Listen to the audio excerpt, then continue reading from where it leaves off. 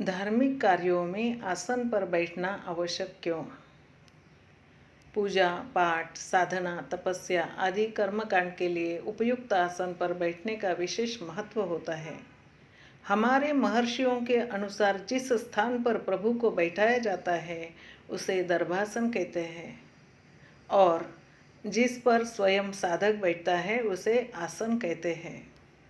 योगियों की भाषा में यह शरीर भी आसन है और प्रभु के भजन में इसे समर्पित करना सबसे बड़ी पूजा है। जैसा देश वैसा भेष वाली बात भक्तों को अपने इष्ट के समीप पहुंचा देती है। कभी जमीन पर बैठकर पूजा नहीं करनी चाहिए, ऐसा करने से पूजा का पुण्य भूमि को चला जाता है। ब्रह्मांड पुराण तंत्र सार में कहा गया है कि इन कर्मकांडों हेतु भूमि पर बैठने से दुख, पत्थर पर बैठने से रोग, पत्तों पर बैठने से चित्त भ्रम, लकड़ी पर बैठने से दुर्भाग्य, घास फूस पर बैठने से अपयश, कपड़े पर बैठने से तपस्या में हानि और बांस पर बैठने से दरिद्रता आती है।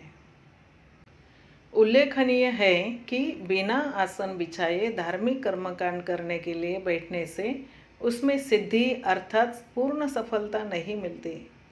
ऐसे संकेत हमारे धर्मशास्त्र में दिए गए हैं। प्राचीन काल में ऋषि मुनि काले हिरण के चर्म, कुशासन, गोबर का चौका, चीता या बाघ के चर्म, लाल कंबल आदि का आसन उपयोग में लेते थे। इसके पीछे मान्यता यह थी कि काले हिरण के चर्म से निर्मित आसन का प्रयोग करने से ज्ञान की सिद्धि होती है। कुश के आसन पर बैठकर जाप करने से सभी प्रकार के मंत्र सिद्ध होते हैं। गोबर के चौके पर बैठने से पवित्रता मिलती है। चीता या बाघ के चर्म से निर्मित आसन पर बैठने से मोक्ष की प्राप्ति होती है। लाल कंबल से बने आसन पर बैठने से किसी इच्छा से किए जाने वाले कर्मों में सफलता मिलती है। आपने देखा होगा कि साधु महात्मा ऋषि मुनि जो नियमित रूप से पूजा पाठ व धार्मिक अनुष्ठान करते रहते हैं, एक विशेष प्रकार की आध्यात्मिक शक्ति का संचय होने के कारण उनका व्यक्तित्व प्रभावशाली बन जाता है। चेहरे पर तेज और विशेष प्रकार की चमक देखने को मिलती है। ये लोग कर्मकांड करते समय विद्युत के कुचालक आसन बिछाकर बैठते हैं, क्योंकि इससे उनकी संचित की गई शक्ति व्यर्थ नहीं जाती। अन्यथा सुचालक आसन के माध्यम से शक्ति लीक होकर पृथ्वी में चली जाने से व्यर्थ हो जाएगी और साधना का इच्छित लाभ नहीं मिलेगा। यही आसन बिछाने का वैज्ञानिक कारण है। नंगे पैर पूजा करना भी उचित नहीं है। हो सके तो पूजा का आसन व वस्त्र अलग रखने चाहिए जो शुद्ध रहे तथा अपना आसन, माला आदि किसी को नहीं देने चाहिए। इससे पुण्य क्षय हो जाता है। आसनों का विशेष महत्व है। कंबल का आसन। कंबल के आसन पर बैठकर पूजा करना सर्वश्रेष्ठ कहा गया है। लाल रंग का कंबल माँ भगवती, लक्ष्मी, हनुमान जी आदि की पूजा के लिए तो सर्वोत्तम माना जाता है।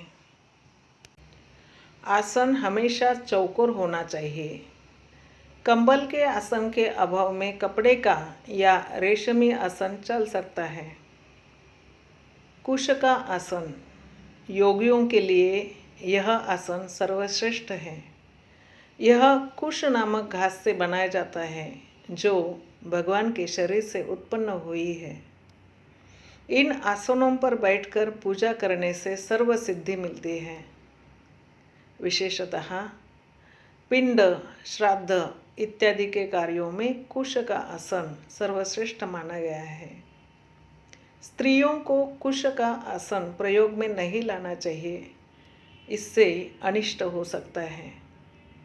किसी भी मंत्र को सिद्ध करने में कुश का आसन सबसे अधिक प्रभावी है। मृगचर्म आसन। यह ब्रह्मचर्य, ज्ञान, वैराग्य, सिद्धि, शांति एवं मोक्ष प्रदान करने वाला सर्वश्रेष्ठ आसन है। इस पर बैठकर पूजा करने से सारी इंद्रियां संयमित रहते हैं। कीड़े मकोड़ों, रक्त विकार, वायु, पित्त विकार आदि से साधक की रक्षा करता है। यह शारीरिक ऊर्जा भी प्रदान करता है। व्याघ्र चर्म आसन। इस आसन का प्रयोग बड़े बड़े यति, योगी तथा साधु महात्मा एवं स्वयं भगवान शंकर करते हैं। यह आसन सात्विक गुण, धन, वैभव, भू संपदा, पद, प्रतिष्ठा आदि प्रदान करता है। आसन पर बैठने से पूर्व आसन का पूजन करना चाहिए या एक एक चम्मच जल एवं एक फूल आसन के नीचे अवश्य चढ़ाना चाहिए। आसन देवता से यह प्रार्थना करनी चाहिए कि मैं जब तक आपके ऊपर बैठकर पूजा करूं, तब तक आप मेरी रक्षा करें तथा मुझे सिद्धि प्रदान करें। पूजा में आसन विनियोग का विशेष महत्व है।